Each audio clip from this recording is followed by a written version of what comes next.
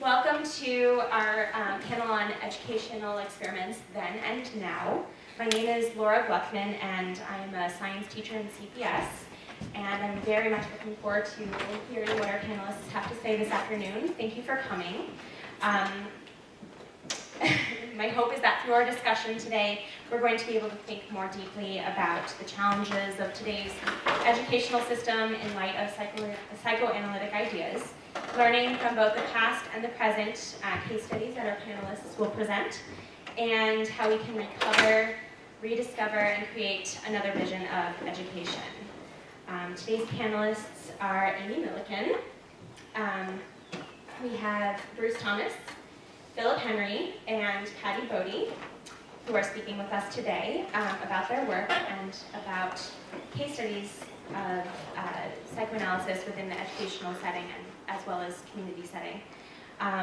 Some of the essential questions for today's work are how psychoanalytic interventions can make schools and communities healthier places, and how we can develop the capacity for maturity and free decision-making in our youth in the face of trauma, poverty, and the corporate agenda of today's education reformers.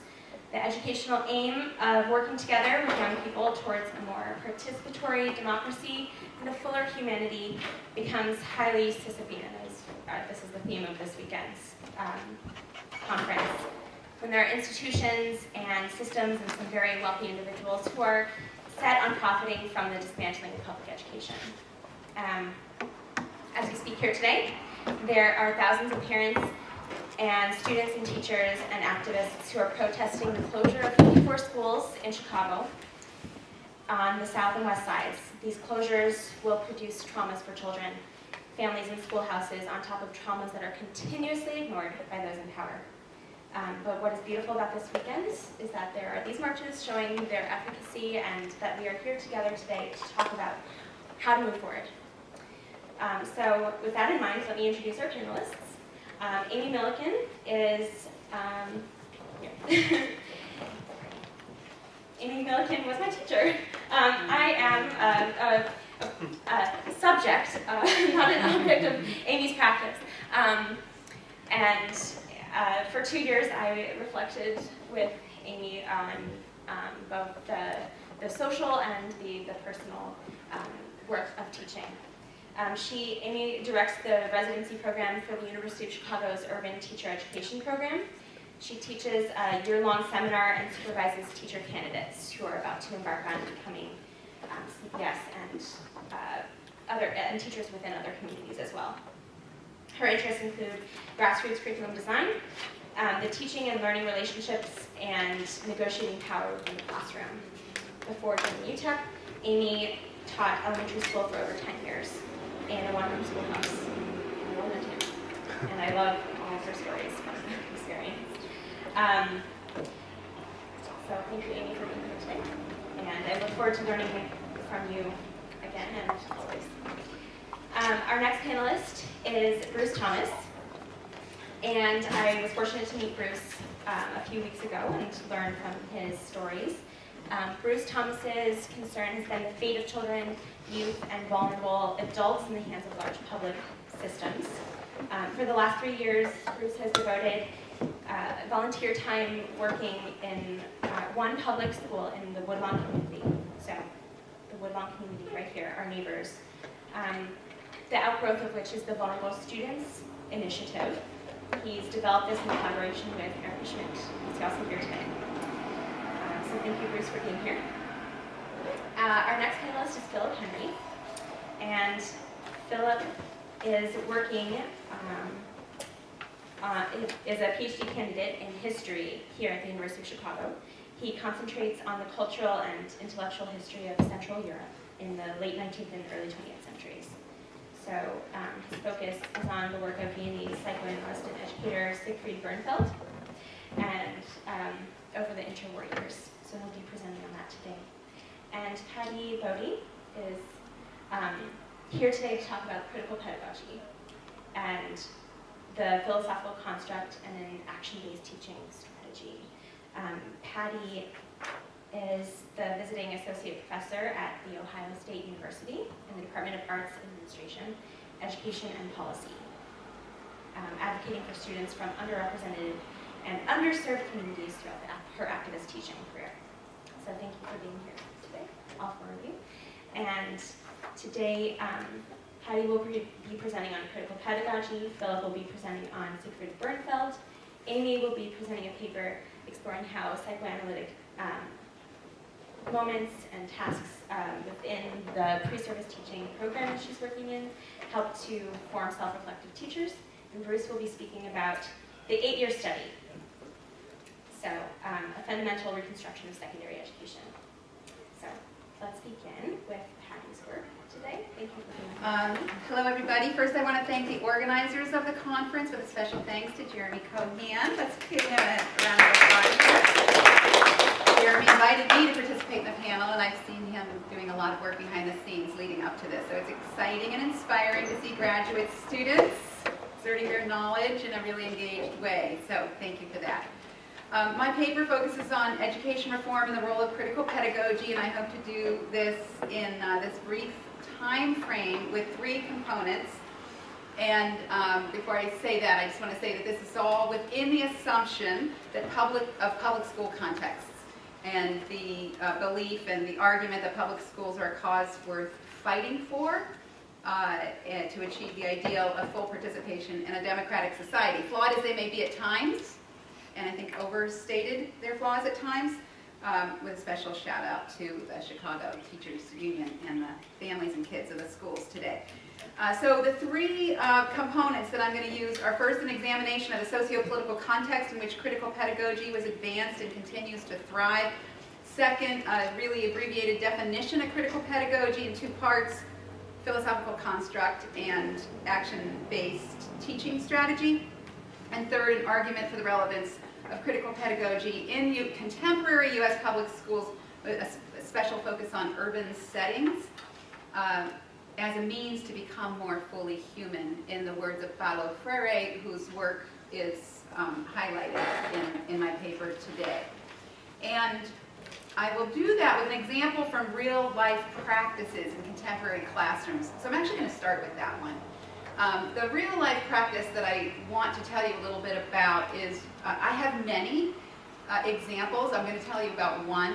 My examples from my work come from my work in K-6 public schools, middle school and high school public schools, so over a span of 16 years, and my work as a teacher educator, especially in the Boston area and Boston Public before I just moved to Ohio State. But instead I'm going to shine the light on Jeffrey Duncan Andrade, who is out at Berkeley in San Francisco and Oakland, California. And Jeffrey works in the social justice education project, a research project he calls it. And what Dr. Duncan Andrade does is he goes into urban public schools, works with high school students from freshman year through senior year, and he's now trained an entire barrage of teachers in critical pedagogy work in an authentic way. This is what it looks like. In their freshman and sophomore year, the students, and these are all urban students from the most vulnerable, economically strapped, neglected communities in our nation. These are the sites he works in. And teaches the students about social science research. And engages students through generative themes, through the Paulo Freirean method of generative themes, about what they're interested in, about their life vision, about the vision of the life they are in and what is causing, what are the structural undergirdings that's causing it. And students do research projects presented to the community. They present at places like AERA, which is a research conference of 14,000 attendees and about 75,000 members. And there's a college-bound component of this.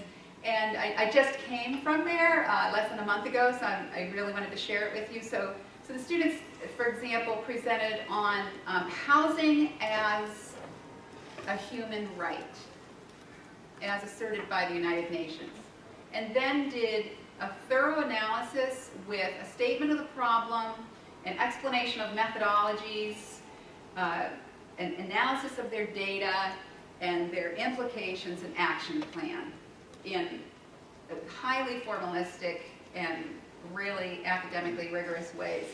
And so in that case, about housing in the communities, what was going on with housing. Another piece was about health and why certain health epidemics are happening in their own communities, etc. So this is an example of critical pedagogy in its most robust form, where students are looking at themselves, their life, and then also doing analysis of social, political,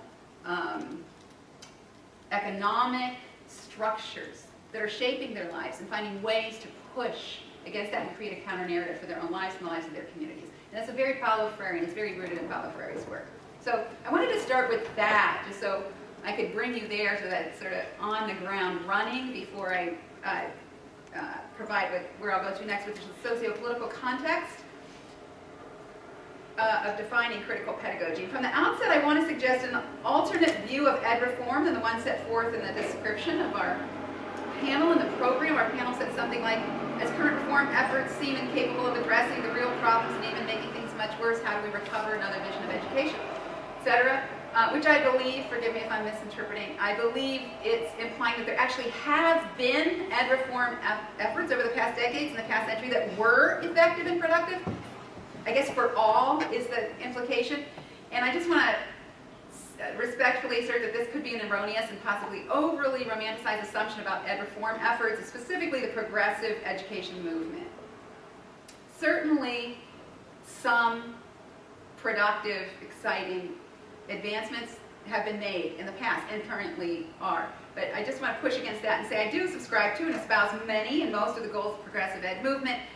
And while by nature an optimist, and my training is in optimism and in hope, as Paulo Freire would want us to be, I bring a fierce hopefulness to my life's work, as I said, both public schools and career K-12 schools, and now as a teacher educator. I would ask us to consider the ways in which the structural goals of capitalist society and the conflicting assumption about what are schools for and what is education for is at the heart of the struggle to make public schools fulfill their mission for all students to gain equal access to full participation in a democratic society. This points to the entangled epistemology, the questions about what counts as knowledge and whose knowledge counts, circling back directly to the role of power and knowledge, especially in our most vulnerable communities, economically strapped, especially those besieged by institutional and environmental racisms.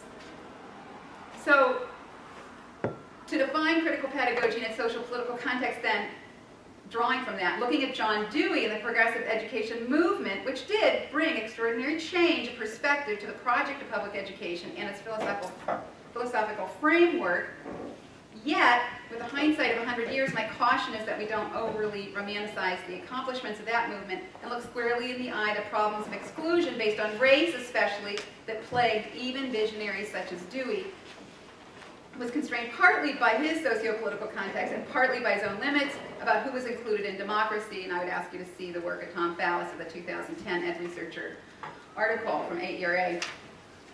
With that caveat in mind, I cite Dewey often, and over a century ago he described what happens when education is not connected to reflection and action. Now think back to Jeffrey Andrade's kids in Oakland.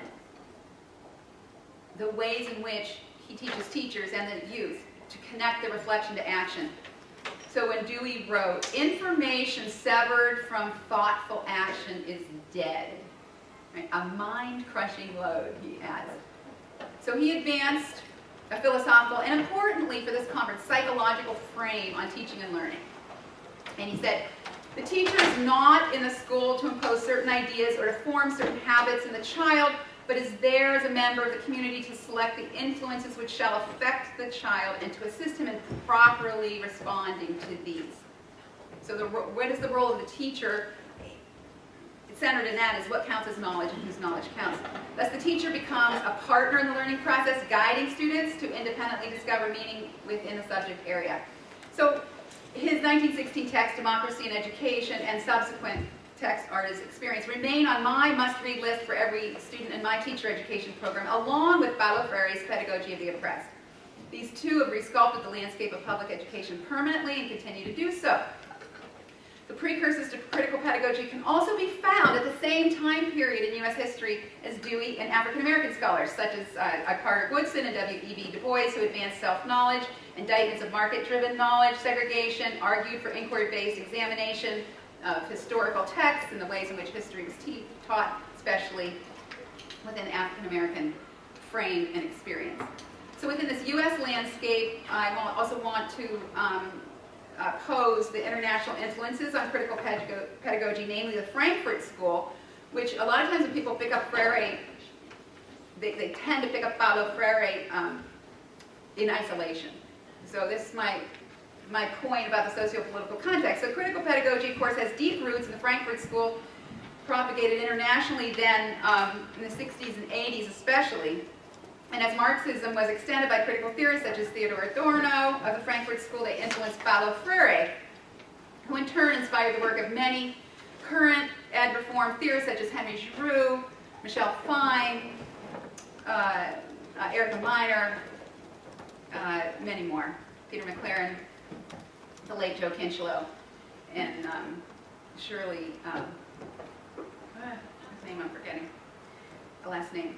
So Paulo Freire's work is rooted in a wide, complex spectrum. I'd like you to think about it more of a net, or the latitude and longitude of the globe. Spherical, really. A wide, complex spectrum of theories, philosophical, political, sociological, and theological orientation stemming from Plato through Marxism and anti-colonialist thinkers. Furthermore, some scholars have asserted that Freire's seminal work, Pedagogy of the Oppressed, which I mentioned, could be best read as an extension of or a reply to Franz Fanon's The Wretched of the Earth from '61, which emphasized the need to provide native populations with an education which was simultaneously new, rather than traditional, and anti-colonial, creating counter-narratives to the culture of the colonizer. So Freire was weaving these influences into his vision and transposing it then into the context of his native northern Brazil, where he was working with the adult peasant population who had been deprived of formal schooling and economic productivity. In this way, Freire argued for education as a project to become more fully human, with a focus on literacy as a means to read both the word and the world, which he's widely quoted for. Reading both the word and the world. What does that mean? Well, he advanced and framed liberation education by critiquing the traditional pedagogical assumptions that students were treated as a bank deposit box in which teachers would drop knowledge. He indicted this approach as a structural plan of the oppressive state to maintain submissive and an undereducated populace.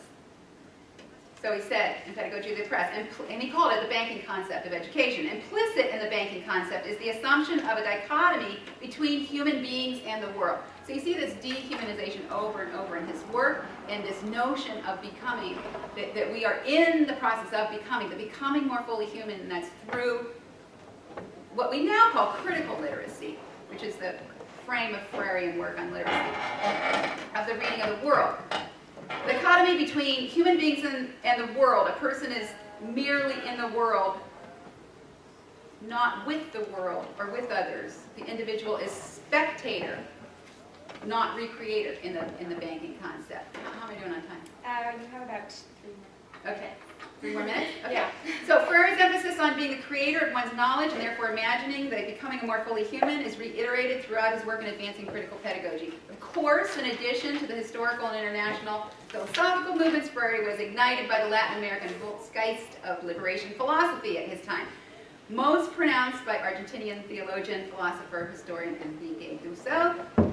For the purposes of this particular conference asking which way forward psychoanalysis, it's notable that Freire also considered psychoanalytic theory in his arguments for liberation education, citing the intertwinement of political repression and the individual's inner struggle against the violence of oppression, hence the Freirean project for education as a means to become more fully human.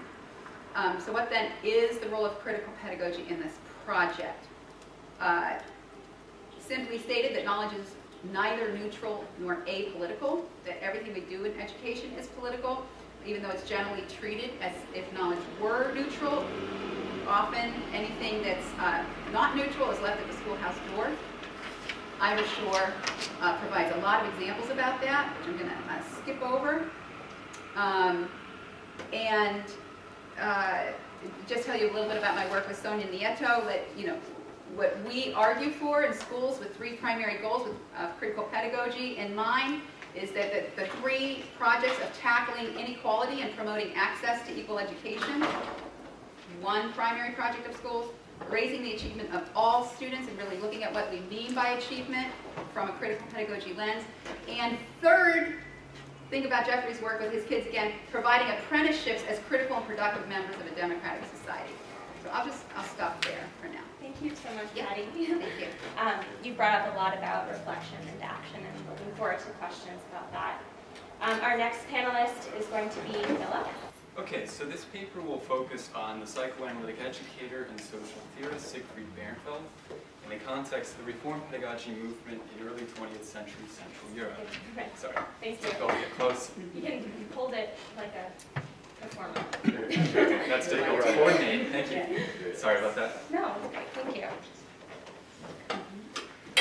Initially, I planned to focus on Bernfeld's intellectual development over the interwar years, charting a trajectory that runs from his experiment in collective education with Jewish refugee children in the aftermath of World War I, through his classic polemic Sisyphus or the Limits of Education in 1925, and concluding with a discussion of his later essays and articles on such subjects as the difficulties of sexual enlightenment, the importance of the social milieu to psychosexual development, and mass education under socialism.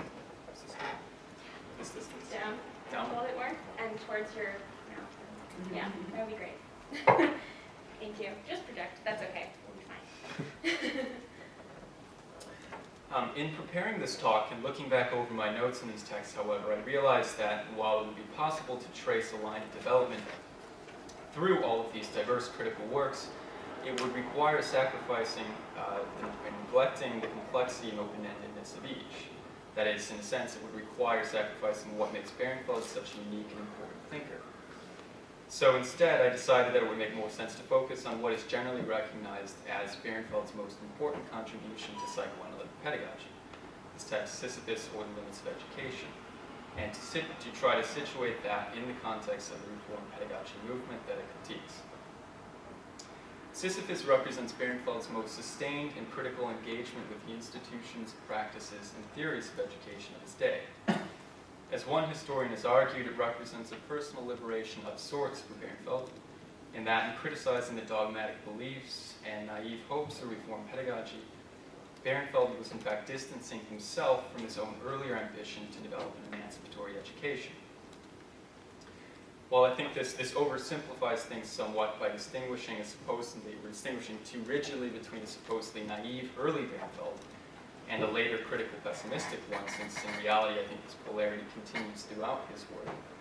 What matters for our purposes is the way that in Sisyphus, Bernfeld attempts to reframe the project of psychoanalytic pedagogy around the interrogation of the so-called limits of education. Limits that he sought to trace in both the unconscious as it disrupts the work of education, and in the social as it constrains the possibilities open to education. First, however, a bit of biographical information as well as some background and context I think are in order. Bernfeld was one of the most brilliant, charismatic, and radical members of the so-called second generation of psychoanalysts, most of whom were born at some point over the 1890s. This generational cohort that streamed into psychoanalysis over the late teens and early 20s received sort of its formative experiences and identity in the pre-war Viennese Jewish youth movement that Bernfeld in fact led. While many of the various youth movements that sprang up in Central Europe in the early 20th century explicitly problematized youth socialization and were occasionally critical of adult society, the Viennese Jewish youth movement the Viennese Jewish youth movement was unique for the radicality and outspokenness of its critique.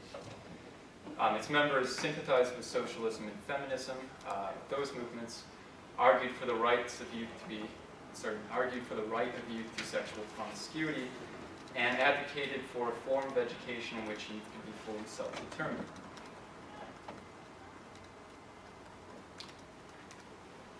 The ideas of the youth movement would later inform the so-called Kinderheim-Baumgarten experiment that Bernfeld organized with former members of the youth movement in the aftermath of World War I. He framed this experiment in collective education as an earnest attempt to implement the ideas of a set of influential contemporary educators, namely Maria Montessori, Bertolt Otto, and Gustav Weineken. The latter's idea of the Schulgemeinde, a school community, as a living spiritual organism, one that was self-sufficient and in which youth could be largely self-educating, lay at the heart of this undertaking. So too did Bertolt Otto's notion of a pedagogy von Kind aus, that is sort of the child-centered pedagogy, or a pedagogy that takes the child as its point of departure. That also informed the pedagogical methods of the Baumgarten educators. Like these reformers, when Bernfeld spoke of education, he used the term Erziehung, which conveyed an understanding of education as a process of upbringing and socialization. That is, it captured a broader and sort of more basic and primary understanding of education than other terms that educators tended to use. In the context of the Reform pedagogy movement, the new educators criticized older pedagogues for framing their objectives too narrowly. That is, for not thinking of education in terms of Erziehung, in terms of sort of upbringing, thinking more in terms of instruction, Unterricht. And rather, traditional educators thought of themselves as mere instructors transmitting the accumulated knowledge of the culture, often with the explicit aim of molding obedient subjects through routinized or repetitive techniques. While these older educators figured as sort of authoritarian focal points in the classroom, reforming pedagogues generally held back and withdrew to the margins, letting the child develop on his own. To some extent, this new professional self-consciousness seems to reflect an awareness on the part of reforming pedagogues that the enormous and ongoing changes wrought by modernization devalued the specific content, the concrete material that they formerly sought to impart. Instead of merely transmitting, education now had to assist the child in its own sort of endogenous process of development. Rather than imposing what were understood to be arbitrary and reforming objectives taken over from the social, they saw their tasks as sort of helpers in assisting the child's own kind of quasi-biological unfolding. This emphasis on assisting the child in the process of endogenous unfolding placed a new priority on actually understanding the process of development that the child underwent. A child-centered pedagogy that is actually needed to understand the object it is orienting its activity around.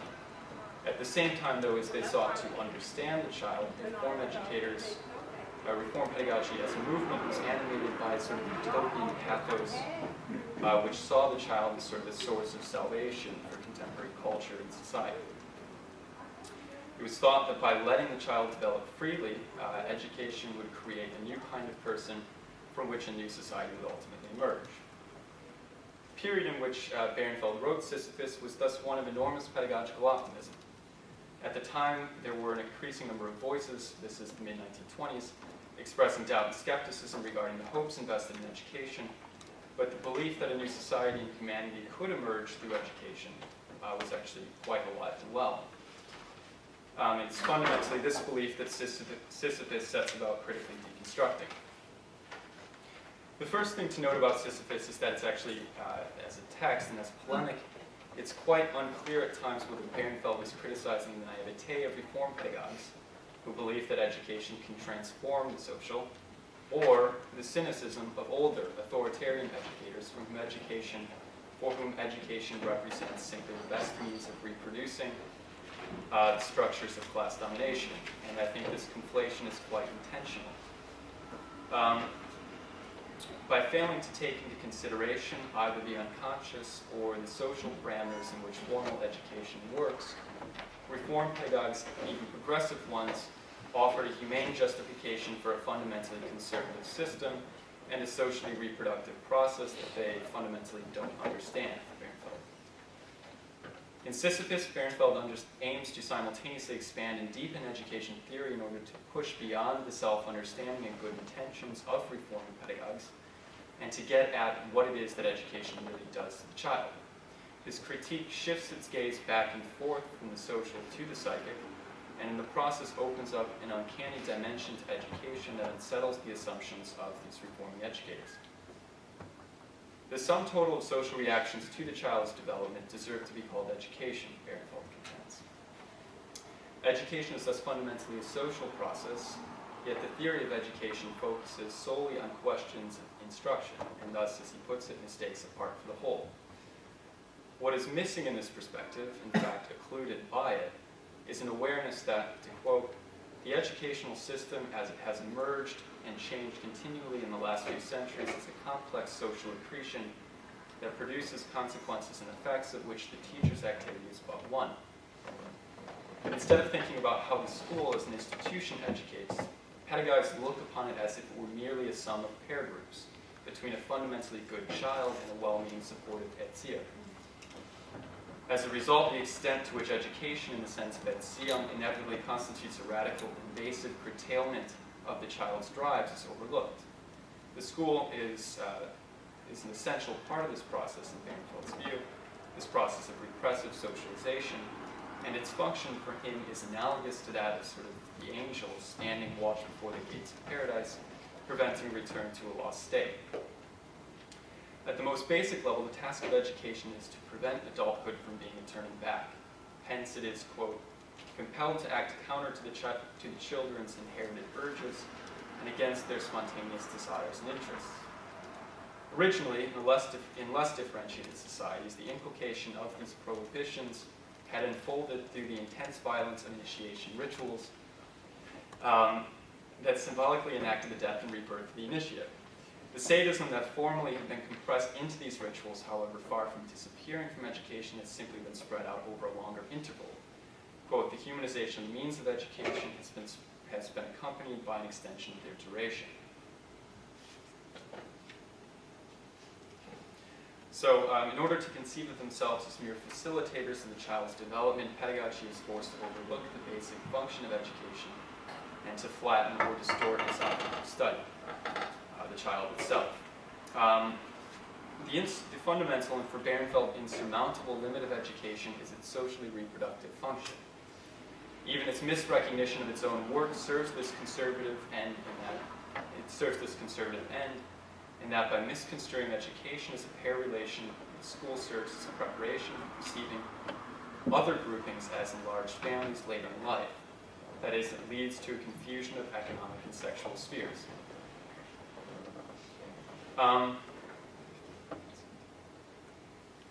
Since adults themselves, he puts it, are products of the education they hope to change, it's impossible for them to actually effect revolutionary changes in the human soul. And education is sort of fundamentally condemned to a sort of circularity. The unconscious limits that in education for Ehrenfeld lie in the ambivalence of the educator to the child. The pair relation that education takes as its ideal is one that reactivates the Oedipal situation that it is education's paramount task to overcome. It thus contains an ever-present temptation to aggression, which calls forth desperate defenses, as the desires of the inner child are projected onto the pupil, the inner child within the teacher, him or herself, are projected onto the pupil, and the teacher punishes in the child what he in fact represses in himself. The teacher in an education formed around the pair scenario, quote, faces two children, the one before him to be educated and the other repressed within. The situation thus produces a kind of effective vortex that precludes the hope of finding rational, purposive guidelines for education. And to sum up, what I think Ehrenfeld's ultimate contribution isn't so much thinking a way beyond this, as I put it earlier, reframing the task of critical pedagogy as one of actually investigating the limits of education. Thank you, Philip. I think, Amy, with your talk, you can speak about this. I'm tempted to draw lots of connections and go off script, but I know that the compliant, the aspect of me which is somewhat compliant knows that I have a time limit, so I'm going to adhere to it and stick to the script. What I'm hoping to do in this talk today is to shed a little bit of light on what the struggle to teach well is really about, and how we should be thinking about reforms that capture the complexities of teaching and learning. Robin began student teaching with a clear sense of who she would be as a teacher. She knew what kids needed and felt confident that as a Black woman, she had a shared experience and cultural understanding to offer her students at the all-Black urban school where she was placed. But from the first day, it was a struggle. She found herself screaming at children, asking them to do things she would later admit were boring or unengaging. She became irate when they failed to listen to her, mocked her, or disengaged entirely from her instruction. This led to more anger and increased power struggles with her 6th grade students at their small West Side school. I witnessed all this as Robin's supervisor during a year-long teaching residency designed to prepare her to teach in underserved Chicago classrooms. I also teach a class in which we explore the domains of effective teaching practice. Midway through the year, after student teachers have had some time to struggle in the classroom, I ask them to take a step back and conduct an inquiry project about the problem of classroom management. This assignment culminates in a presentation of their findings to their classmates. Robin became very interested in exploring the idea of culturally relevant classroom management and grappled with Lisa Delpit's finding that many Black students expect the teacher to act with great authority and use explicit requests rather than speaking less assertively. During her presentation, Robin used her own experiences of school and family to complicate Delpit's findings. Robin described how disorienting it was to be a student in our program here at the University of Chicago and participate in classes that were much more student-driven than anything she had experienced before. She described how destabilizing it was to be asked to be a participant in her own learning, and she started to develop a way of thinking about this. I'm quoting now directly from her presentation. So I created in my mind this theory that white students are taught to have freedom of thought, whereas minority students are not taught to think critically or ask questions because it's seen as disrespectful. At the end of the day, the authoritarian model works, though, for getting the class under control. But it bothers me that it works. I've come to realize that I've internalized a kind of authoritarian oppression and that I'm perpetuating that based off of my experience. Then, drawing on Shakti Butler's work on the intellectual and emotional complexities of race, Robin tried to make sense of where these ways of learning had originated for her. I quote her again. As I began to unpack the source of these behaviors, I looked at why I disciplined in this way, and I saw that it had to do with survival. Your life as a Black person used to depend on your ability to convincingly say, yes, sir. Raising kids to know their place was critical. I was taught to know my place. When you're told to do something, you do it, no questions asked. My parents did it, and my grandparents did it. If I asked a question after my grandma told me to do something, she told me I was being smart, or she'd pop me in the mouth. When I say to a student, who do you think you are? There's an unspoken expectation that she's going to say, nobody. That was the telling point when I saw that there was something here that has to be unpacked so I can survive and heal inside me. Robin is a pretty amazing student, and this was a very rich reflection which we could explore from countless angles. But I'm starting with Robin's words today because they capture for me so clearly the importance of a psychoanalytic frame of reference for understanding the work of preparing teachers. Mary Main found that a child has a better chance at a secure attachment provided their parent has a coherent narrative of their own experience as a child. Not positive or negative per se, but that they've taken the time to develop a story that makes sense about who they were as a child. I argue that teachers need to do similar work. Teachers need coherent stories about themselves as learners. They need to understand their wholeness and their context, their personal and cultural histories, in order to teach effectively. Given the space to explore her own relationship to authority, Robin began to develop a narrative about her own experience of authority. She began to realize that her approach to discipline and authority in the classroom comes in part from her own history and context, both personal and cultural. After Robin gave this presentation, she transitioned into her second teaching residency in another small school in South Chicago. There was a palpable shift in her ability to communicate with her students, in her ability to both command enough control of the classroom so that students felt protected, and also to create enough space for student opinion so that they likewise felt respected. Engagement increased and behavior problems started to decrease. The key to transforming teaching, particularly in places where good teaching is in high demand, is to develop teachers who understand themselves, their context, their anxieties, their relationship to power and conflict, because this kind of highly developed self-knowledge allows them to better understand their students' experiences and context, and the complex interactions within the classroom. In identifying and constructing their own learning stories, teachers are better equipped to manage the learning stories of their students. Ironically, this awareness and self-knowledge is also instrumental for being able to perform the kinds of mundane tasks that everyone expects of them, but that so often elude new teachers, like getting a bunch of kids to walk in a quiet line down the hallway, because it allows them to discover their own authority and how to use it productively. This ability to locate oneself among personal, cultural, political, and historical contexts and influences is critical for developing a kind of self-knowledge and wholeness that is indispensable for effective teaching. The kind of self-reflection that Robin is working so hard to do is about having a holistic conception of oneself and others, a way of viewing people which tries to encompass and integrate multiple layers of meaning and experience, rather than defining human possibilities narrowly. The potency of this idea, educating the whole child, seeing the child in a larger context of multi-layered influences, has dissipated in the context of current ed reforms and policies. In place of a philosophy that puts children in the center of classroom experience, we have policies that put tests at the center. And the relentless pursuit of scores, performance, and results has lost sight of all the other things that characterize teaching, the passions and interests that teachers bring to their work, and that keep them and their students motivated.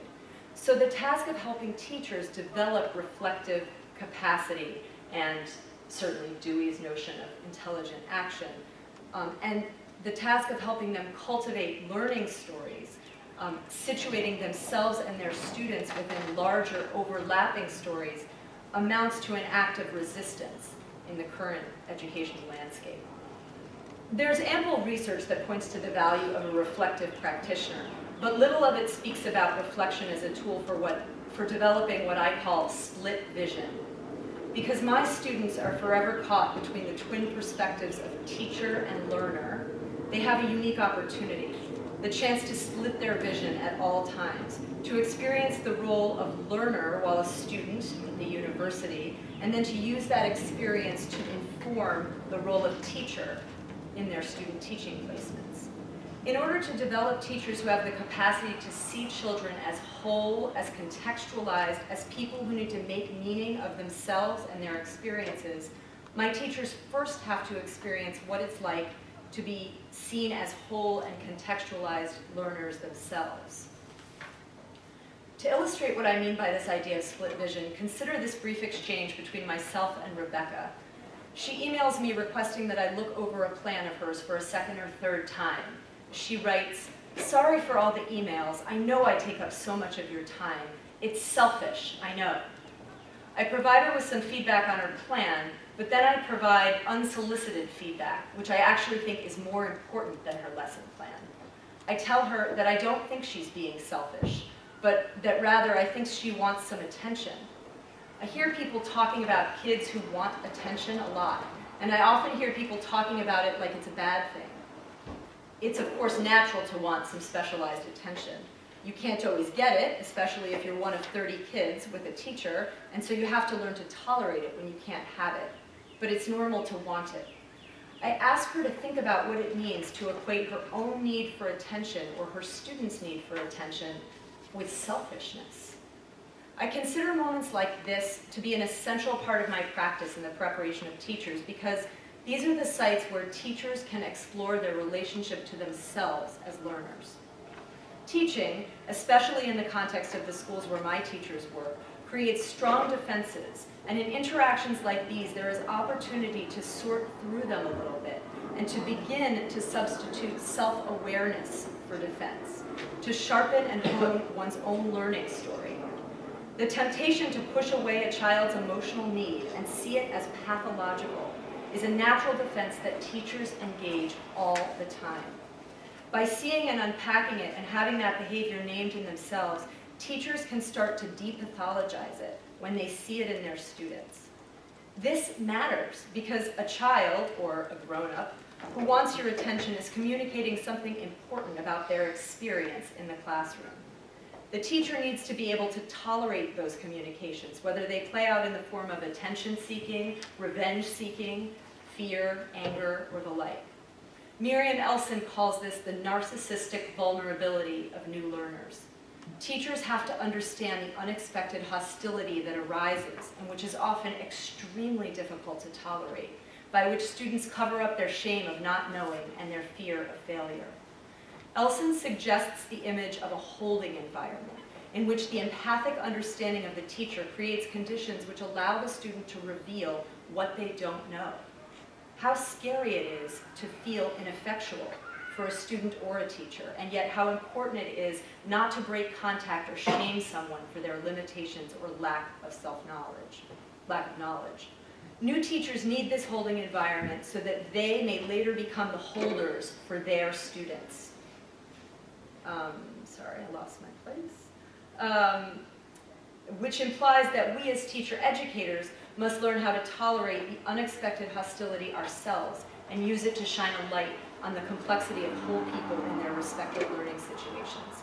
Robin needed that holding environment as she fumbled through the early days of her first teaching assignment, experiencing a sense of failure and ineffectiveness.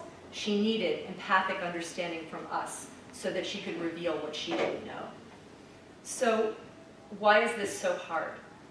I've observed that education reform that links teacher evaluations and teacher salaries to value-add measures that grow out of student test scores doesn't work very well. To be more specific, this sort of reform that blames, threatens, and punishes creates teachers who feel judged, and this feeling in turn leads to increased defensiveness. Our social discourse about education more broadly is itself a collective defense that serves to justify and protect us from the fact that our economic system is unfair and inequitable.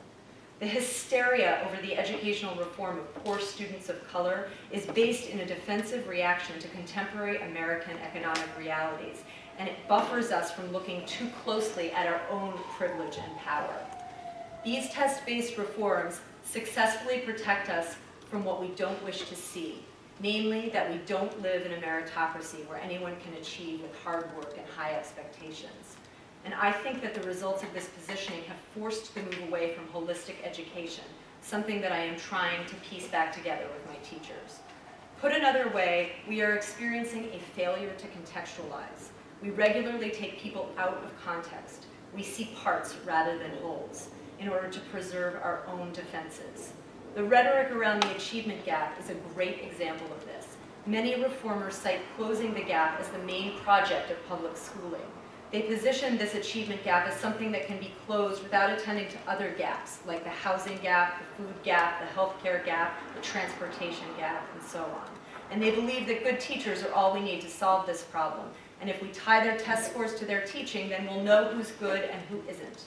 But when you start to see people, students or teachers, separate from their personal histories, from their conditions, from their family, or from their anxieties, anytime you do this sort of decontextualizing, you stop thinking about them as whole people, as ends in and of themselves, and start thinking about them as tools for some other project. Garrett Kaiser, a Vermont high school teacher of many years, beautifully captures the ways in which decontextualization, the move away from holism, and the standardization movement work in synchronicity when he writes, "If a kid from a poor school can do so well on a standardized test, then obviously it doesn't matter so much that she spent last winter living in an unheated trailer. A baby sleeping in a stable might grow up to be the next Jesus Christ." Public education's commendable aim of creating equal opportunity for all is too easily subverted by the egregious aim of creating a clean conscience for the few. If everybody can read at grade level, then we need not be overly concerned if some people get to read fabulous dividend statements and other people who may be working twice as hard get to read pink slips. All we need hope is that the latter sort never get to read Marx. I'll just close by saying that, and I realize I'm now over time, even though I timed it. In my view, the tendency towards decontextualizing people and places and ideas from the larger picture of their lives, seeing the parts rather than the whole, if you will, has damaging repercussions on multiple levels, and it has allowed for this kind of clean conscience making far more than it's paved the way for equity and access. And I'm not a scholar of psychoanalysis, but it seems to me that psychoanalysis has some important insights to offer this conversation because it's a radical kind of contextualization that substitutes self-awareness for self-defense to achieve some stability. And it also seeks to understand individuals by looking at the influences around them as well as the impulses within them and identifying the relationship between those external influences and internal feelings and desires. One of the central tasks of a real ed reform movement should be to bring some collective self-awareness about our social order so we could stop using the idea of education as a defense mechanism against our anxieties about the state of our society. Another task would be to start understanding that the goal of closing the gap requires that we see the problem and the people it affects in a broader context. From my vantage point as a teacher-educator, one starting place for teaching the whole child is to teach the whole teacher. What an absurdly simple idea, and yet I think it represents a radical departure from the way in which we currently prepare teachers for work in complex environments which require an intact self and knowledge of a learning story.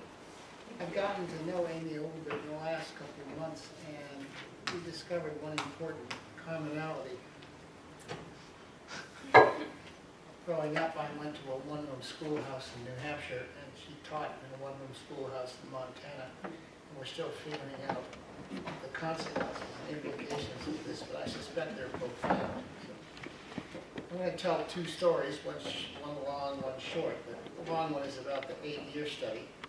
The 8 years refer variously to 1933 to 1941, or to the 8 years of high school and college. How many people in this room have heard of that? They're familiar with the 8-year study? Well, it's it bears out my thesis, which well, in Argentina, you'd say it's been disappeared. And that's a tragic loss. So here's a quick summary. In the spring of 1930, a group of people gathered together under the auspice of the Progressive Education Association. Discussed the issue of how to better serve America's youth. And they didn't come up with an answer right away, but they decided to create a commission to further look into this. This commission was called the Commission on the Relation of School to College. And the commission, its mission was to improve the coordination of school and college and also to work out an agreement whereby schools would get a degree of freedom to reconstruct their curriculum. First, the commission did an assessment of American secondary education, which is going to sound very familiar. They found that schools had no overarching purpose. They neither knew their students well nor guided them wisely. The students weren't prepared for the responsibilities of community life. The curriculum and the real concerns of students were widely separated. Few graduates could write English confidently, and schools failed to create conditions conducive to real learning, and the curricula had neither unity nor coherence. So, having diagnosed, the commission then acted. Worked out an agreement with 294 colleges and universities, whereby those institutions agreed to waive their subject and unit requirements for the graduates of a group of experimenting schools. In other words, they temporarily abolished the Carnegie units. So this created a degree of freedom for the schools to genuinely experiment. And then they recruited the schools. They were known, they came to be known as the 30 schools. In fact, they were 29 schools. And they weren't just schools, they were really sites. And in fact, there were 42 high schools and 26 junior highs everywhere across the country except for the South. The schools began this work of what was called fundamental reconstruction. That was the phrase that was used. In the fall of 1933, each school pursued this work of reconstruction in its own way. The commission didn't tell people how to do this work. Each school was free. Free not only to reconstruct, but to reconstruct according to its own lights. They did agree that there should be certain guidelines, and through a collaborative process, they came up with 2 guidelines. School life and teaching methods should conform to what was known about how children learn and grow. Second, the American high school should rediscover its own reason for existence. So the early years of this reconstructive process were filled with excitement and frustration and a lot of fear, particularly in the early years. One principal said, "My teachers and I don't know what to do with this freedom. It challenges and frightens us. I fear we have come to love our chains." Psychoanalytically, we have a field day with that. The search for purpose proved particularly troublesome. Many dismissed it as a feckless form of philosophizing, but in the end, the representatives of the schools agreed that Reconstruction needed a sound philosophy. And that philosophy was a reaffirmation of democracy as a way of life. Living democratically in schools was the best way of learning democracy. So each school proceeds in its own way. They got support from the commission in the form of a group of curriculum consultants who were available to the schools if the schools wanted them. You look at the roster of these curriculum consultants, and you get a list of some of the emerging stars in American education. It's a remarkable group of people. They addressed the issue of evaluation through the creation of a team headed by one of the grand names in American education, Ralph Tyler. He and his team devised an approach to evaluation wherein 1,500 graduates of these experimenting schools, each matched with a graduate of a traditional school, according to IQ and socioeconomic status and so forth. And then the 2 groups were tracked through college to see how they did. The history of the study is contained in 5 books released in the early 40s. The first is an extended executive summary of the whole project called The Story of the 8-Year Study. The second reports on what was done in curricular invention. The third provides an account of what was done in the area of evaluating and recording student progress. The fourth traces the history of the experimental schools, graduates, and college, the outcomes of the Tyler evaluation. And then the final book gave each school a chance to tell its own story. But we have now a crucial 6th volume in this record. It's called Stories of the 8-Year Study. It's written by 2 men, Craig Kreigel and Robert Bullock. It came out 6 years ago. I could not exaggerate the importance of this book. They've done an extraordinary work of historical excavation to really tell the whole story of the 8-Year Study, warts and all, behind the scenes political battles and so forth. And it's exhilarating and incredibly exciting to read, precisely because it's so rich in the human detail. The first volume of the official 5 books, The Story of the 8-Year Study, is a bit sanitized. And it doesn't have the kind of richness that this book has. Okay, so I learned an enormous amount from it. I want to provide a brief quote from the book where the 2 authors are writing about the commission director, Wilfred Aiken. Quote, "For Aiken, the spirit of the 8-Year Study took form in 3 fundamental beliefs. 1, schools can experiment with their programs in fruitful ways without jeopardizing their students' future educational careers. 2, there are many paths for college success. 3, genuine educational reform cannot be packaged and disseminated. So, what do we make of this remarkable chapter in American education? 1, it understood that if schools were to change, they needed the freedom to change. That seems simple, but it isn't. If you look over the annals of education reform, say in 1983, in a publication of A Nation at Risk, how often do you find recognition of this simple fact? If you want schools to change, they have to have the freedom to change. The charter school movement does incorporate this recognition, but what's happened is that the freedom from certain bureaucratic and other forms of regulations is not sufficient freedom because over the last 15 years or so, schools have become tightly regulated by testing. So in charter schools, you find very little, if any, of the experimentation that went on in the 8-year study. One of the few contemporary sites of school change that really represents the legacy of the 8-year study and builds from the necessity of freedom are the pilot schools in Boston, in particular Mission Hill, and these schools have what are called 5 autonomies: budget, curriculum, calendar, governance, and hiring.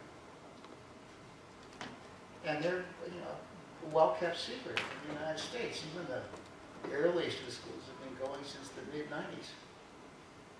So 2, the 8-year study was not created because there was an available funding source. It originated because a group of thoughtful and dedicated educators, and the commission consisted entirely of educators from the secondary and university college level. There were no businessmen or politicians. When the funds were first needed for the original 29 schools, each put up $200 each. Much, if not most, of the work at the level of the participating schools was unfunded. When funding was needed, it was found for the Ralph Tyler evaluation and for the curriculum consultants who were available to the study schools. Then throughout the whole history, you find evidence of another funding source that I call the Fiden Foundation. 3, the public-private division didn't matter very much. These 29 or 30 schools were a mix of public and private. Of the 6 most experimental schools, 4 were private and 2 were public. But the 2 public schools were in fact a mix of senior and junior high schools. Denver was 5 high schools and 15 junior high schools. Tulsa was 3 white schools and 1 black high school. So for the 5 books that record the 8-year study were published as a series with a title. The title was Blank in American Education. Now, I invite any of you to fill in the blank. What was the first word in this title? Any guesses? It was adventure. Adventure in American education. Now, when was the last time in living memory you heard that word used in discussion of American education? But the people involved with the study really had this sense that they were involved in this extraordinary adventure. I've read, at one point or another, all 5 books, and I don't remember the word accountability ever showing up. The crucial word is responsibility. It's revealing and to trace the trail of responsibility in the study. The commission took responsibility for the results of its assessment of secondary education and created the conditions under which change could take place by getting this waiver of college admission requirements. Then the responsibility shifted to the individual schools. Within the schools, reconstruction unfolded as a school-wide responsibility, critically involving the teachers.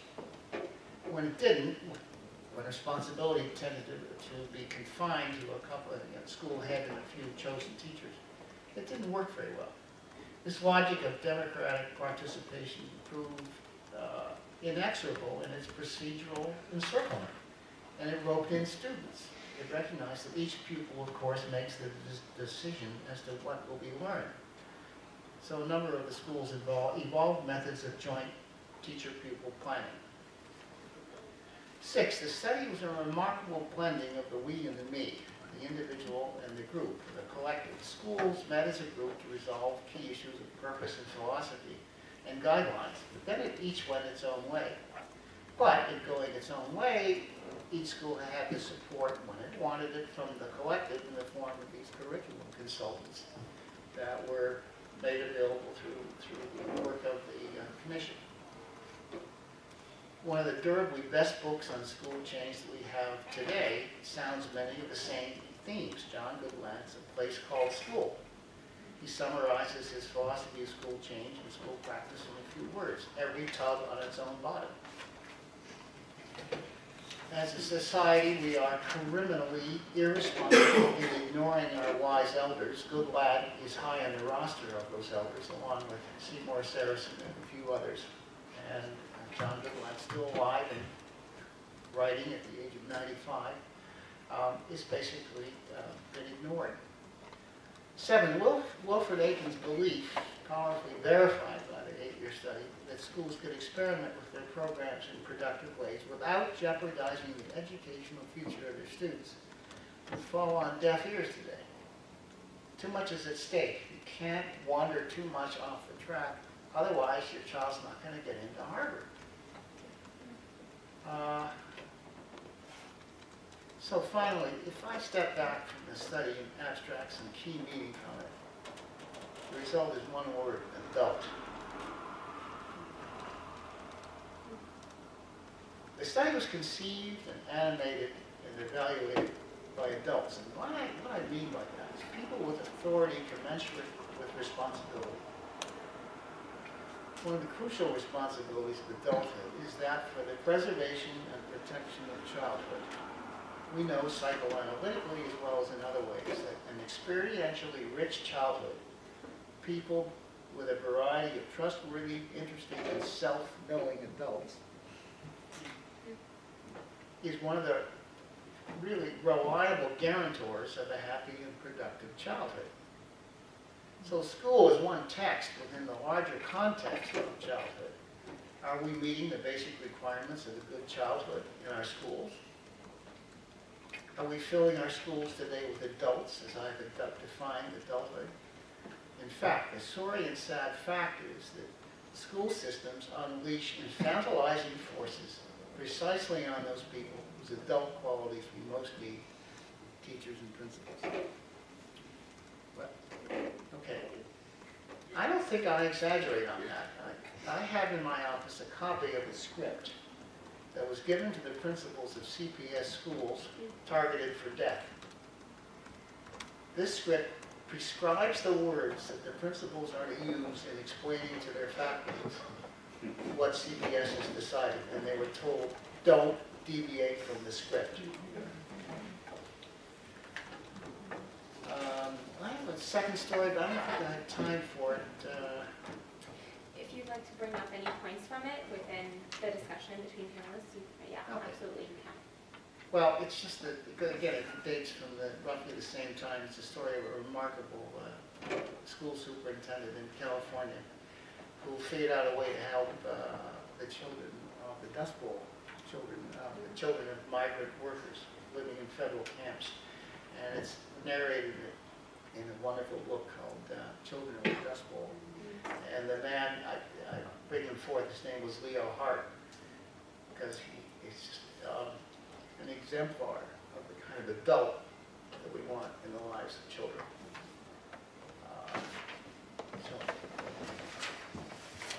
Thank Yeah. you. So, thank you so much.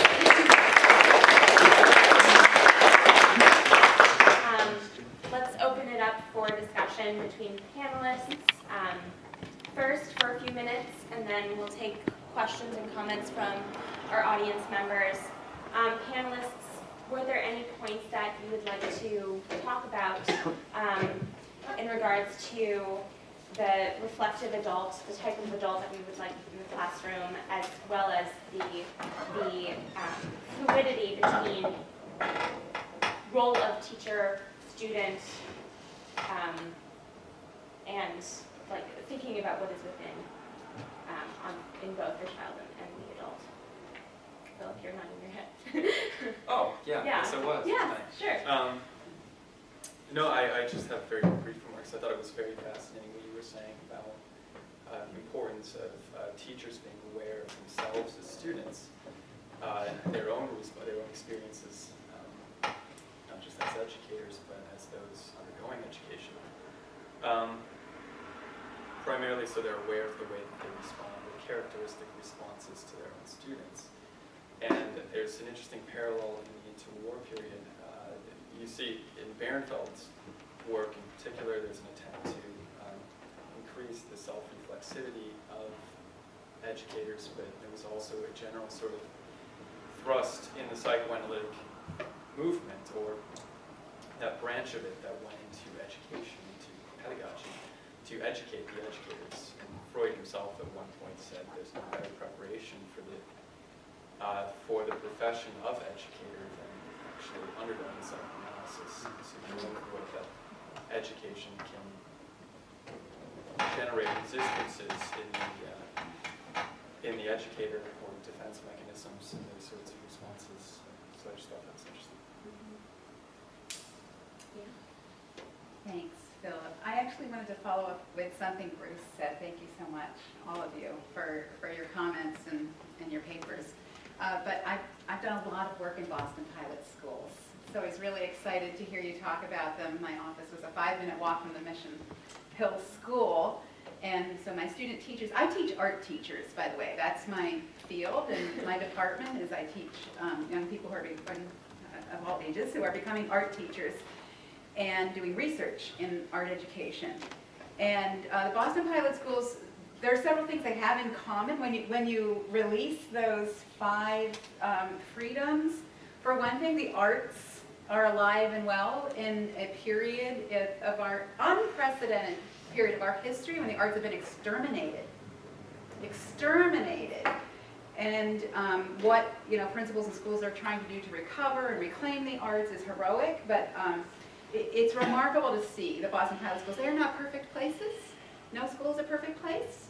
And I, like to point out to people that nor is any home or department store or doctor's office or electrician's office or mechanic's shop a perfect place. That we deal with these things. But when we're dealing with kids' lives, of course, the stakes are higher.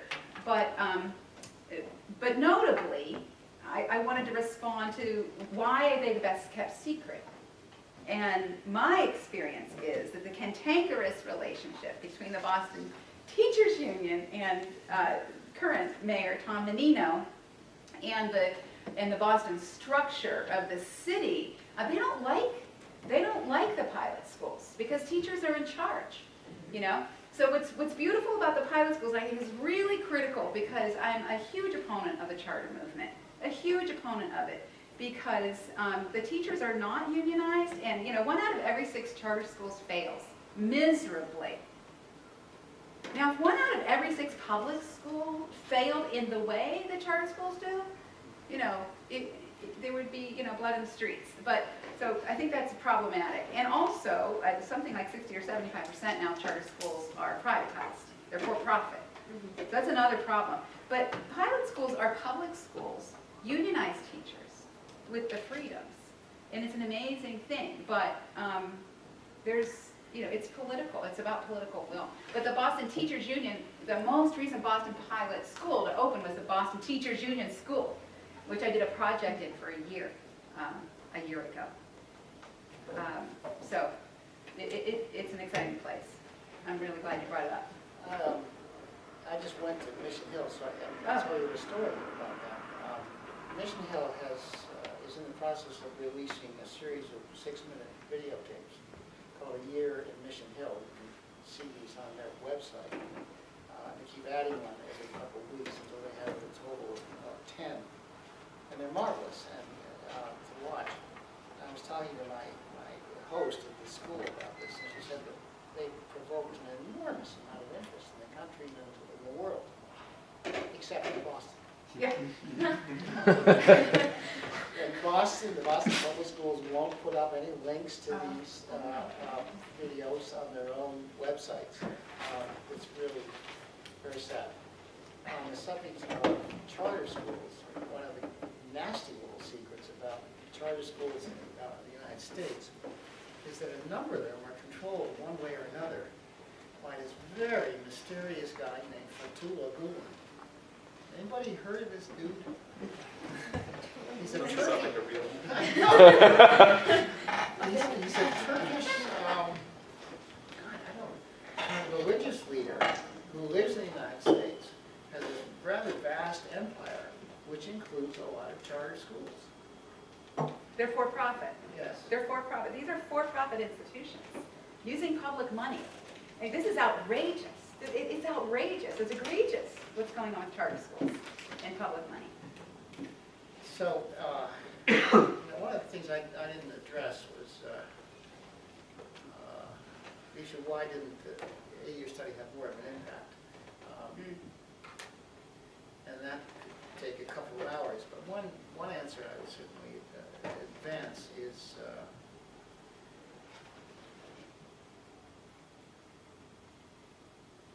schools, I'm going to use a term that's both cultural and psychoanalytic, schools are over-determined. And in the cultural sense, they're over-determined because we are all children of our culture. I mean, we take in our... Sorry, can you unpack the... Yeah, well, we start to take in our culture from the moment we're born. Okay? And it teaches us what's normal, what's not, what's acceptable, what's not, what is to be expected, and so forth. And it's not taught, it's something you learn. And, as I say, it starts from the moment of birth, before.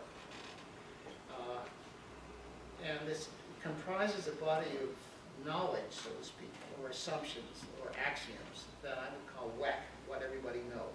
Okay?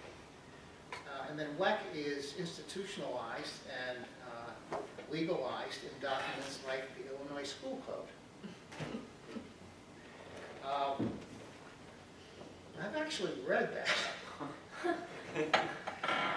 See, I marked. We have a panel on masochism coming up. Do we have any- Psychoanalysis conference. And I had a reason for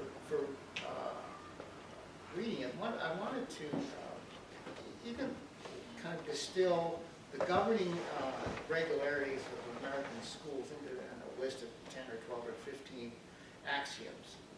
Okay, schooling is compulsory and so forth, and you organize children into age-based grades. Well, most of those axioms you can find in the school code, but the single most important one's not there, and that is the division of schools into age-based grades. You can't find it in the school code. Why not? Because everybody knows that's how you organize schools. Yeah. You don't even have to. Unless you grew up in a one-room schoolhouse. Right. That demonstrates to me the power of what I call WEC. It explains the Portland phenomenon, that the schools in Portland, Maine are the same as the schools in Portland, Oregon, not because there's some regulating force saying they have to be the same, because we're all socialized into knowing what schools are. Well, the 8-year study was kind of pushing it, it had the potential of pushing us this to introduce real changes in the WEC of schooling. And there were various other reasons. The second one I would advance is the legitimacy given to large organizations that was conferred by the Second World War. We massively mobilized and created this huge institution, including the Defense Department. And they acquired a kind of legitimacy and authenticity that was reflected in the rapid decrease of school districts into small, from 100,000 down to 10 or 15,000. And they were supposed to achieve economies of scale and so forth. But in that process, we lost a lot that was precious, including the kinds of things that went on in a one-room schoolhouse.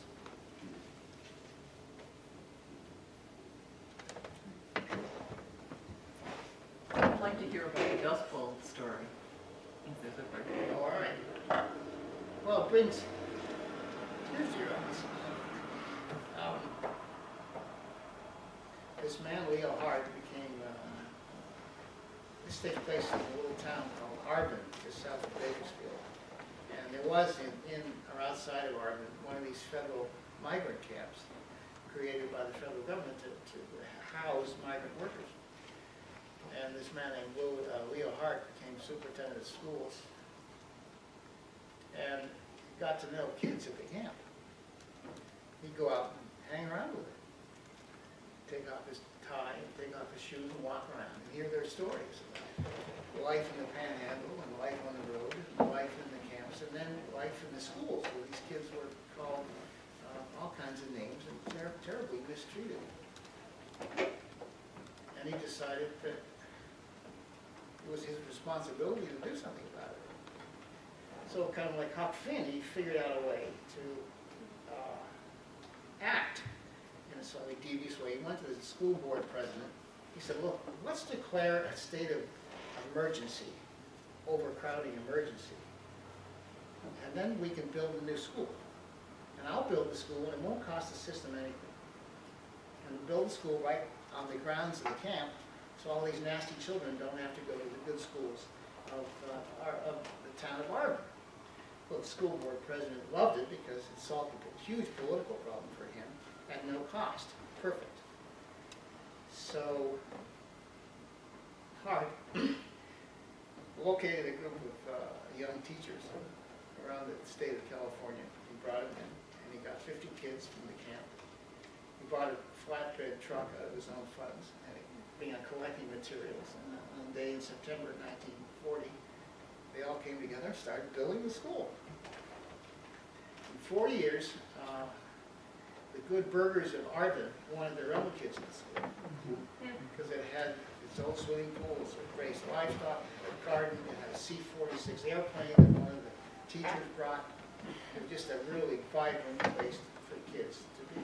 But the emergency status expired after about 5 years, and it eventually became just a regular school.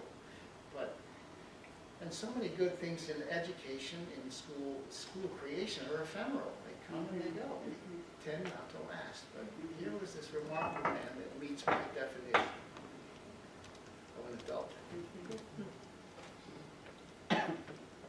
He saw that he got to know the kids. He put himself in the gravity field of children and saw the need and acted in a very ingenious way. So this book is just a treat to me. It's called Children of the Dust Bowl. I can't think of his name. So it's the brief story. Brings tears to my eyes. I can tell it. Questions from you? Yeah, just quickly, speak up. I'm not going to pass around the mic, but just speak up. Okay. Yeah, your statement brings up, something I was thinking about, which is the body state.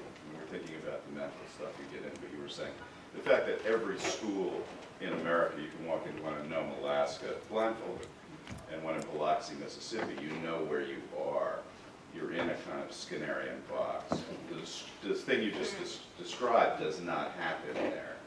And the kids that come through it, if you're a teacher, you're probably in the space, you don't see it as much, but I happen to be involved in this project where I sort of cruise in at the end of each day and extract what's known as youth at risk that the social services have rolled, and you see the body state, the soma state that they're in, from 8 hours of this, and it's profound. And I run a thing called Beat Lab, which is we take these kids and I have like young rap guys that actually do the work and make the beats, and when they see these kids, there they are, they're tatted up, and they're saying, what's wrong with them? Of course, they were there a few years ago, if they went to school. And I explained, they're in this body state. We're now going to take them out to eat and move them through that. And then we'll go do what we do.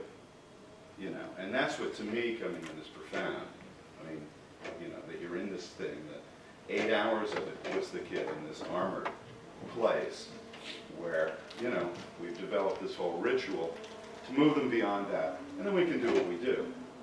So, to me, that's one of the most interesting things. There isn't a possibility for that kind of school you were just describing. Obviously, all schools should be like that. I come from Vermont, so we're still some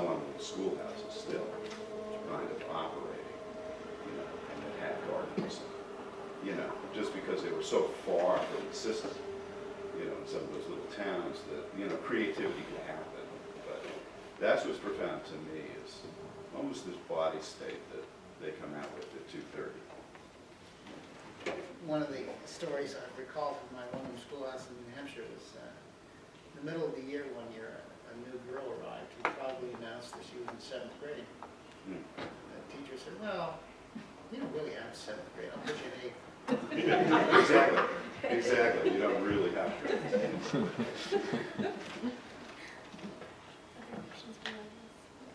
Yes. So why aren't we creating more one-room schoolhouses? Or pilot schools, can I jump in on that? Notably about the Boston pilot schools, they were formed in 1993 as a response to the ed reform movement of '93, which unleashed the charter school movement. It was Boston, the city of Boston and the mayor's plan to keep, because charter schools take money from the local neighborhood district. So they said, we don't want that to happen, so we're going to create this thing, pilot schools, and do just what charter schools were supposed to do, which is create this, incubator for invention and innovation. Well, so I want to say a couple things about that. So it's been going on for 20 years now in Boston. That's a long time for this ephemeral thing of innovation. It's a long time. You should look it up. Look up Boston Arts Academy. Everybody, look it up. Look up Young Achievers School.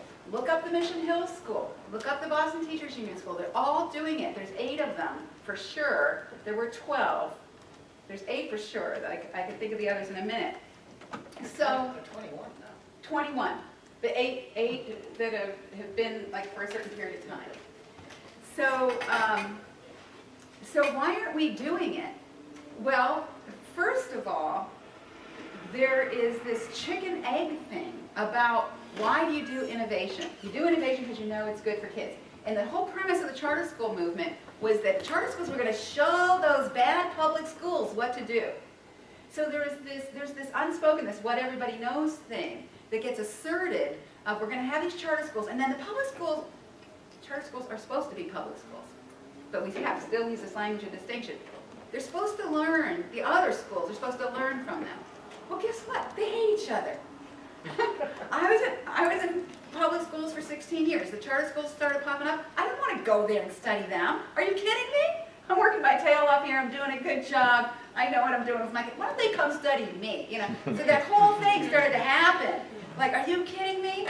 And it's all unspoken.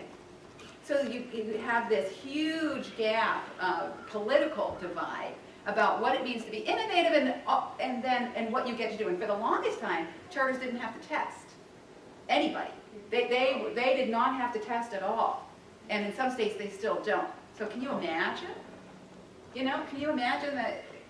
Because '93 was the same time the testing movement started to really take over our practices.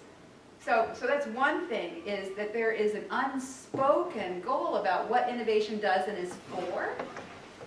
But I think it's a point that we could go after, because it makes, fiscal sense to keep money in your district, to keep your teachers unionized, to keep, there's a bunch of things that can work. One-room schoolhouses. I ran a summer institute for kids for 10 years. For ages 10 through 16, kids came every day and chose their subjects in their interdisciplinary arts with 100 kids, 25 teachers, college student teachers. First thing every parent said to me is, are my 10-year-olds going to be with the 16-year-olds? 16 parents of the teens saying, are they going to have to be around the babies? And the answer was yes. They're wherever they want to be all day long. Aren't they going to learn bad habits? Lo and behold, it was like the greatest experience. It's called Deerfield Academy Summer Arts Camp. You should look that up. It's been going on for 20 years now. I left it about 8 years ago. So people don't want it. They can't. They couldn't handle that idea that their age 10s were going to be with the 16-year-olds, and that could be a good thing.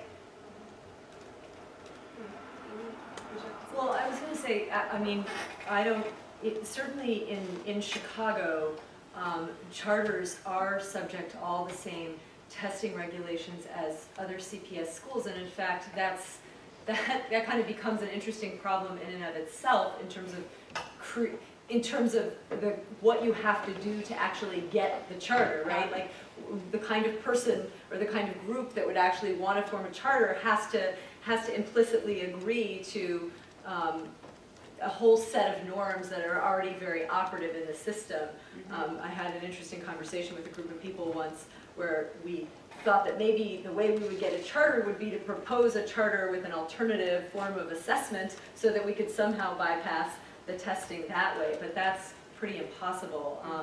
But I was going to say about just another interesting experiment, maybe since that's our umbrella topic here, would be to look at what happened in Kentucky in the 90s. In fact, the Kentucky Educational Reform Act of the early 90s mandated multi-age classrooms in all of Kentucky's K to 3 elementary schools. I don't know a ton about the history of that movement, and I don't know what its state is today. But you know, I think, I didn't really expect to come and talk about one-room schools.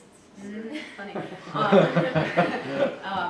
Certainly consolidation was the theme when I was teaching in a one-room school, and we see the engineered crisis in CPS today. We see that same theme playing out. I think you know, money is a pretty obvious answer to your question, and I think that until we can really think about equity as being the thing that needs to drive closing the gap rather than closing the gap as being the thing that needs to drive equity, nobody's really that interested in thinking about the kinds of schools that we create, let alone creating a school for, you know, a handful of kids of a whole bunch of different ages.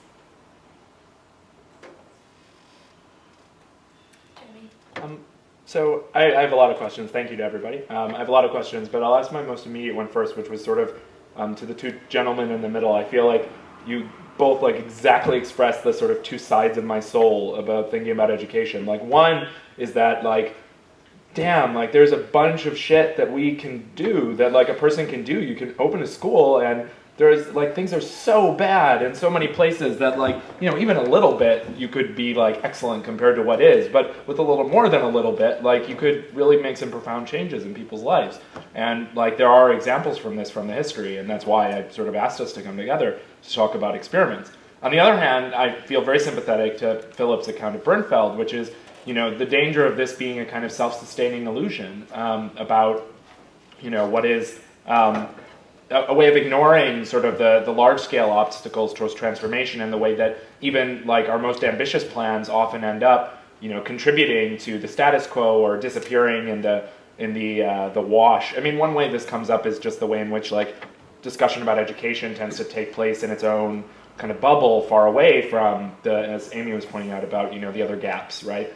That to some extent the way we talk about education is so profoundly removed from talking about broader transformations in the society. When we talk about transformations of the individual, like the individual student, you know, talking about the massive things that go into making individuals, the other socializing institutions, these conversations tend to happen so on the one side that I almost feel like, you know, maybe it's sort of irresponsible to talk about, you know, boy, let's just like go out and start something good. It's possible, because it's like, but we also have to figure out and to realize that the problem is deep, and that the problem is something that needs to be transformed on a large level, and that, you know, this is possible maybe, but it's, you know, a different kind of project in some way. So I wonder if you guys could just talk about that tension, because I feel it inside myself, and I felt it in your presentations. And I think the other people on both ends have things to say to this too, but it just came out very clearly to me in those presentations. Yeah, I think you put it really, really well. First thing about Bernfeld's text is that it's a polemic. There was an optimistic side to it in the sense that education could affect remarkable changes in children. And he experienced this firsthand with his Kinderheim-Baumgarten experiment. Basically what happened there is they had something like 300 Jewish refugee children who, in his own description, were ineducable. They regressed to the state of complete delinquency, basically, which he described as one of egocentrism and total narcissism. And so the first days when they had all the children together, they simply would not obey any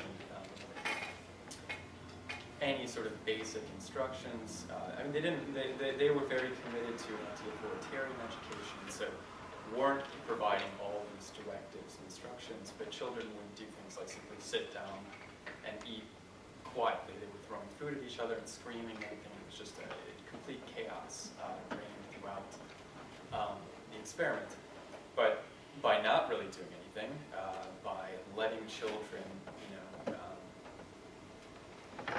basically interest themselves with what they wanted to, and giving them positive encouragement through their own example of how to be mature and self-regulated, and also convincing the students that in like vandalizing things, for instance, and creating a state of chaos, all they were doing was really hurting themselves.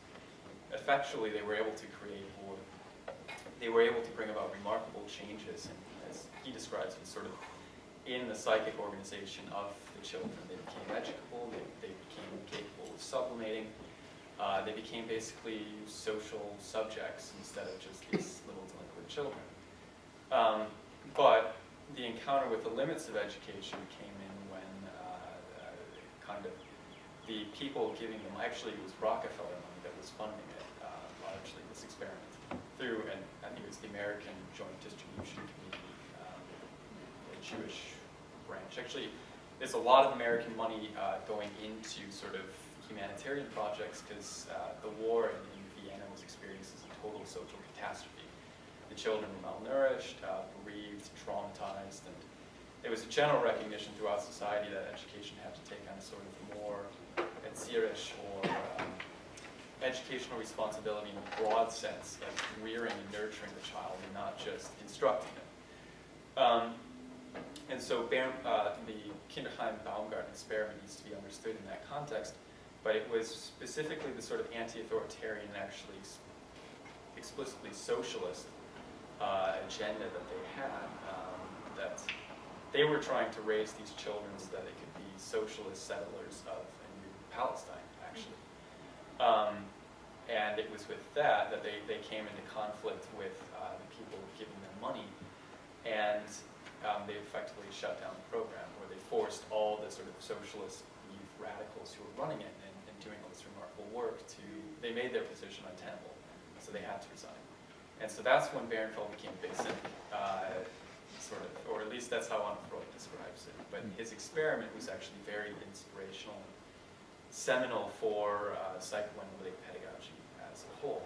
So he was aware that education can do remarkable things, but if it's going to do this on a sort of broad social level, something has to change outside of simply what's taking place in the school environment.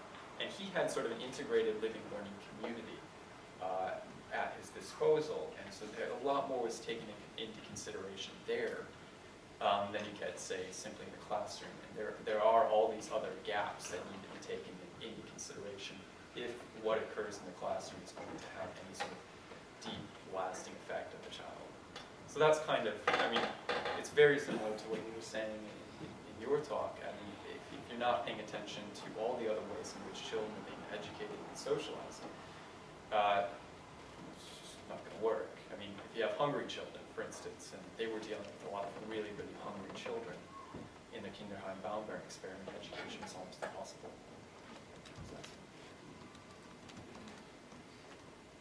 At the age of 73, I think I've discovered that the only way to keep going in this activity of schools and school reform is to be comfortably schizophrenic. Well, maybe the term that three-way sort of division that maintains certain conflicting kinds of awarenesses. So you work in the public schools, and you will yourself into a momentary forgetfulness about the fact that there are all sorts of settings where kids learn. They're radically different from traditional school. A couple of examples.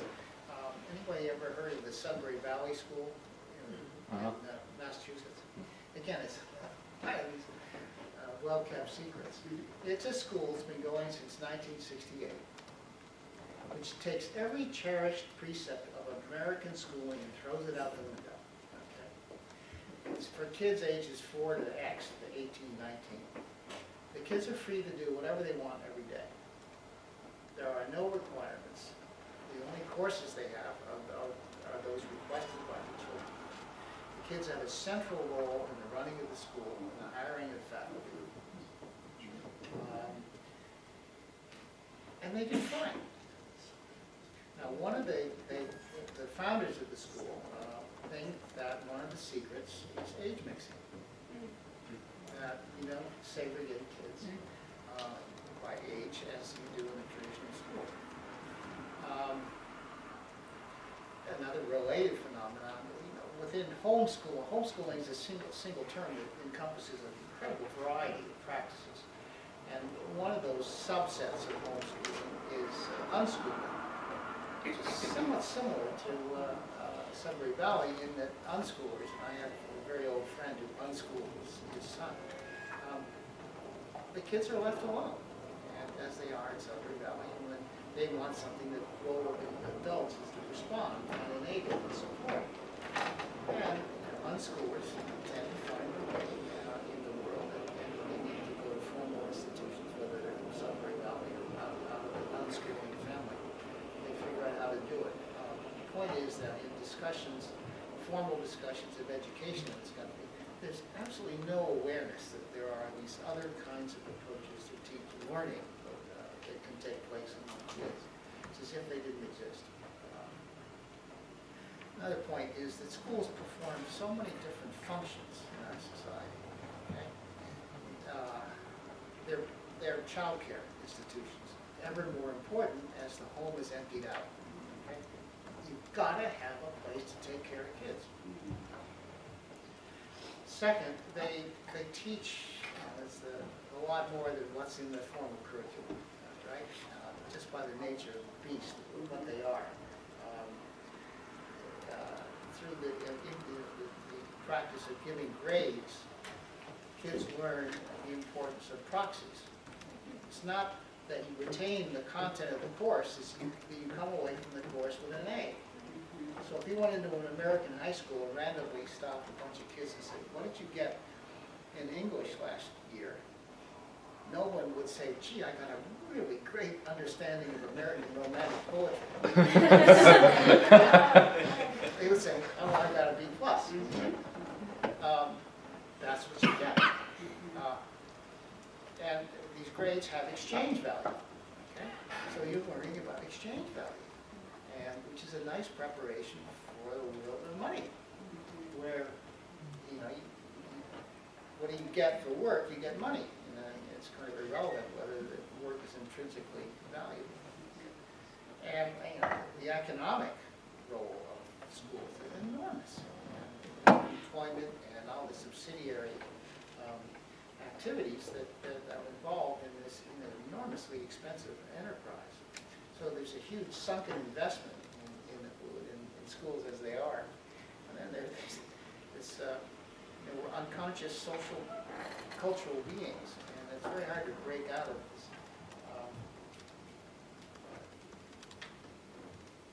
being captivated by what I call lack. So you've got to figure out some way to maintain these different kinds and levels of awareness and still go out and do stuff. And it helps a lot. And this is a revelation of the last 4 years when I'm working in a school. Just to be able to hang around kids. Yeah. In some way, on a regular basis. I mean, truism, but I was saying to somebody last night, it's just magical when you're walking down the hall and you got your briefcase in one hand and your other hand is free, and you're trudging along, and suddenly you feel a little hand in your left hand. I would just say, maybe complicate what you're saying to suggest that I think actually there is awareness about these models and about Sudbury or Albany Free School or any number of other kind of interesting examples or experiments. I think there's an inability to let them in or allow ourselves to see them.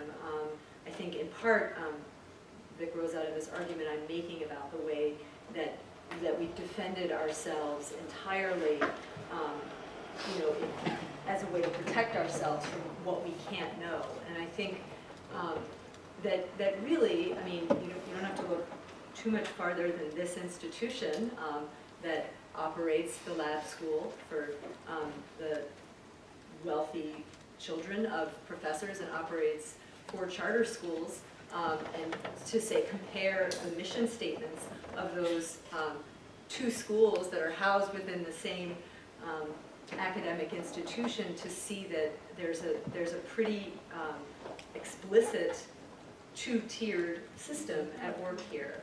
So I don't think that there's a lack of awareness per se, but there seems to be a pretty prevalent idea that you know, what's good for me isn't what's good for my kids isn't good for yours, and so a very Deweyan idea, right? So I guess we've sort of we're not looking too closely at our history here as we sit in the home of Dewey.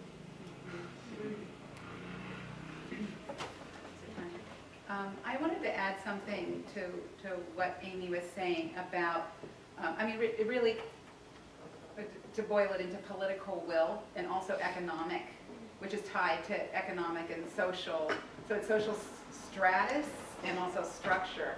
And the economic structure as we have it is problematic, with obviously most school systems being funded by real estate taxes. It's pretty prevalent, like something like 99% of all school systems in the United States. You know, even if we kept that economic structure, because that's pretty difficult to disrupt or blow up right now. If we did 3 things that we did blow up,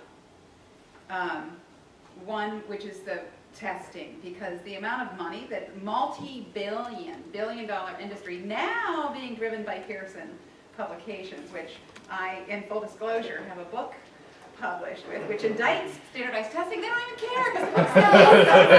It sells. So so the money being spent on testing, there's an enormous amount. We could fund, you know, all of these experiments in every community, right? So the money in testing, the way in which special education is funded, this is a very hot potato to talk about, the children with special rights, because if you talk about the way it's funded, it makes it sound like you don't want to support students with special rights, which is the furthest thing from the truth. But the way in which individual local school systems are left on the hook, and the larger structure of our medical, health care, and social complex is not on the hook for supporting our families with children with special rights, is hugely problematic for individual public schools. And then the way health care is funded and not funded. Why does health care matter? Because it affects the way you pay school teachers. Everybody says pay school teachers more. I think that's a great idea. However, even if you don't pay school teachers more, if our healthcare system were to be fixed and we could go back, to sound overly romanticized, but true, to when the public school teachers union healthcare was the best in the nation in most states. The way you got your health insurance as a public school teacher is one of the best you could get for a lifetime. That would do a lot to bring and keep a lot of great folks in the system. And again, not impoverish the local district, which is now on the hook. So now the teachers are getting less for that. All right, so those are 3 giant economic capitalist-based structures that are directly affecting the way in which we can deliver the goods to kids. And if we thought about our kids in urban communities the way we thought about kids in post-war Europe, if we looked at them, as you said, as bereaved, undernourished, and traumatized, what would we be willing to do? Where are the Rockefellers? What would we be willing to do to change that structure and realize that it's a crisis, a phenomenal scale? If we looked at it the way we looked at the refugee experience, not that we've done good with that either. I've done a lot of work in Cambodian communities. If we looked at it as a neo-indigenous, situation. So those are the political frameworks, and then we've got the economical structures. A couple ideas to blow up.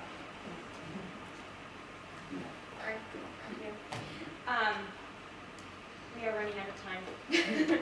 Thank you But so there is- much. Is there a question? There's There's one yeah, more question. there's a question. One more question. We definitely have time. Okay, I was going to come back to the question that I think Bruce raised, and I think Amy implicitly, about the sort of dangers of thinking freely or acting autonomously when you talked about the 5 freedoms that those schools were given. And it seems to me that whatever the economic and political structures of the situation are, there's something inherently so dangerous about that they can only do less in kind of a general way. You know, even the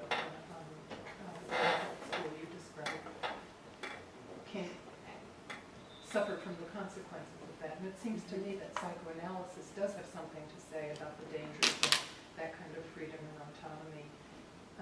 And I don't know what the answer is to grappling with that within a sort of educational structure, but I'm curious to hear what you might say. I think it'd be fascinating to kind of hit the school system on the couch and see what happens. I don't profess to understand it, but it's, there are huge issues of control. A lot of these systems are command and control systems that have become that way. This is a basic question of what's so dangerous about letting people think about what's interesting to them. I mean, I think if we allow our huge underclass to do that, then we would be risking like the stability that I think we have right now, right? So I mean, I think that there's a huge risk in the freedom, in the free thinking, and I think that that the levels of sort of stripping away the freedom are happening. It's happening at multiple levels, right, within the school system. So my interest is the teacher, and I think it becomes incredibly challenging for a teacher even to say, design a lesson plan with some kind of integrity in the context of a system where everything is either getting scripted or there's map testing that's happening 5 different times a week, or the teacher is judged on how quietly and structured the line is. Controlling or inhibiting freedom becomes the project, and that's the project that's assigned certainly to the teacher, but it happens on every level. And I mean, we haven't talked a lot about sort of the competitiveness that then gets bred in this system. But I've been a part of helping a school right now in Inglewood that's been recommended for turnaround, and I've been working with community organization people and school people, and there's just a really interesting story that grows out of, or a little anecdote within the story of this school, in which, so the last year at this time, turnaround was the really big restructuring move. This year it's school closings, but it's all part and parcel of the same movement. And so turnaround's really gone under the radar. So this is a true story. Principal gets a call at 11:45 at night and is told to report. This is on March 20th, the day before the 54 closings are announced and the script is handed out, right? What people are supposed to tell everyone. And is told to report to central office, reports there, assuming that he's going to be told that he's going to be a receiving school, because he knows his school isn't on the closing list, he's not on the chopping blocks, he's going to be receiving students, expecting to hear that news, and then is told that he's a turnaround school. And this is a really pretty good principal, pretty good guy, and his response, his thinking in that moment is like, I've won. Right, like I got to be the receiving school. That's the level at which everyone is operating. He's, as a principal of this school, his framework is, they're not closing me. I get to be a receiving school. I've won this little game that's been set up, this race to the top. So I mean, freedom becomes a really sidelined activity in terms of the way that this whole enterprise is getting structured for people at every level, and what people are supposed to care about, and what people are supposed to think about. A couple of add-ons. Actually, in the emergent Orwellian atmosphere of Chicago Public Schools. These schools are not called receiving schools, they're welcoming schools. You mentioned Race to the Top. Some of you may have followed the emerging scandal around Michelle Rhee, her tenure as superintendent in Washington. There's pretty clear evidence that some massive cheating went on involving answers being erased. So the new phrase is "erase to the top."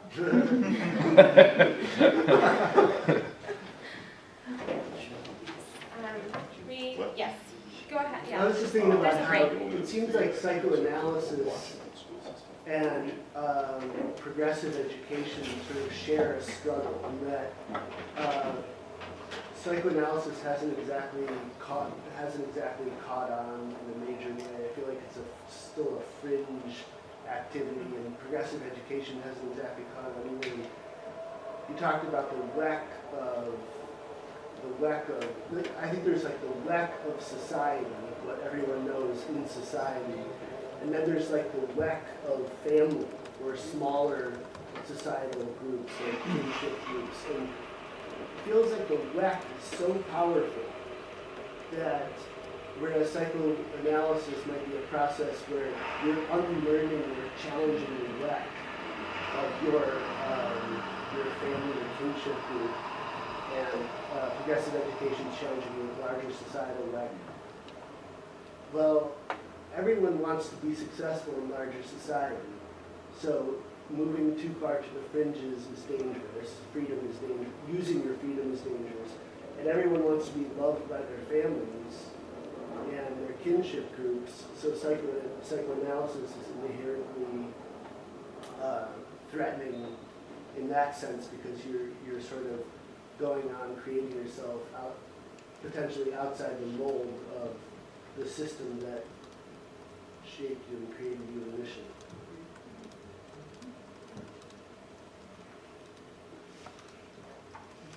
And how do we become agents of that unlearning as teachers? That's my question coming away from this panel discussion today. Thank you so much for being here today.